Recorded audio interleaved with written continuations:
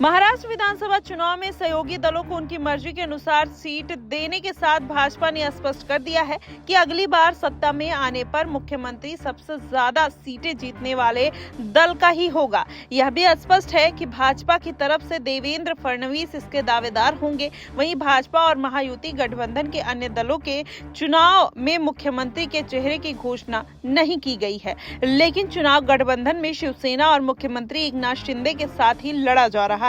वहीं 2 दिन पहले केंद्रीय गृह मंत्री अमित शाह ने शिवसेना के नेता एकनाथ शिंदे और एनसीपी नेता उप मुख्यमंत्री अजित पवार को भाजपा नेता फडणवीस के साथ लंबी चर्चा की थी और इस बैठक में कई अहम निर्णय लिए गए। और वहीं राज्य में भाजपा ज्यादा सीटों पर चुनाव लड़ रही है और उनके ज्यादा सीटों पर जीतने की उम्मीद भी जताई जा रही है। ऐसे में भाजपा ने संकेतों के जरिए साफ कर दिया है कि गठबंधन सरकार में मुख्यमंत्री उसी का होगा, क्योंकि भाजपा फडणवीस के नेतृत्व में चुनावी मैदान में है।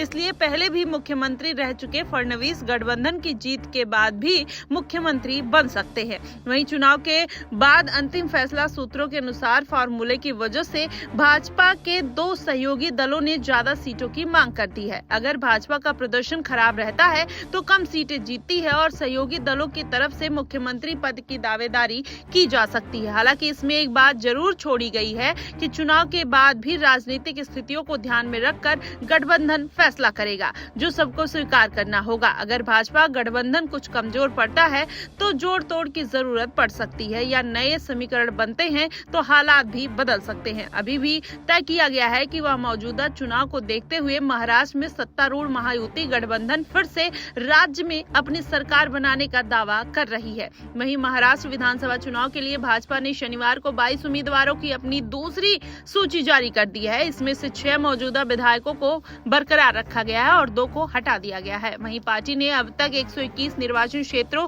के लिए उम्मीदवारों की घोषणा की है। भाजपा की ओर से शनिवार को जारी की गई दूसरी सूची में वासिम और गढ़चित्रौली में मौजूदा विधायकों को टिकट नहीं दिया गया है। वहीं अकोट, नासिक, सेंट्रल पेन और खड़कसवाला और पुणे कैंट और उल्लासनगर के विधायकों को फिर से मौका मिला है। पार्टी ने नए समीकरण तो बनाए हैं, लेकिन इसका कितना फायदा मिलता हुआ नजर आएगा ये कहीं न कहीं देखने वाली बात होगी। लेकिन वहीं अगर देखा जाए तो फॉर्मूले पर गठबंधन पूरी तरीके से तैयार नजर आ रही है। शिवसेना और एनसीपी को इस फॉर्मूले से कोई दिक्कत नहीं है। वहीं सूत्रों के हिसाब से देखा जाए, अजित पवार का पहले से ही मानना है कि मुख्यमंत्री पद उनके हिस्से में नहीं आएगा और वह उप मुख्यमंत्री ही रहेंगे। वहीं शिवसेना का दबाव है कि शिंदे को ही आगे रखा जाए ताकि राज्य में सामाजिक समीकरणों को साध कर रखा जा सके। लेकिन भाजपा अब स्थिति बदलना चाहती है। शिंदे को जब मुख्यमंत्री बनाया गया था तब के हालात कुछ और थे। अब भाजपा पहले भी मुख्यमंत्री रह चुकी है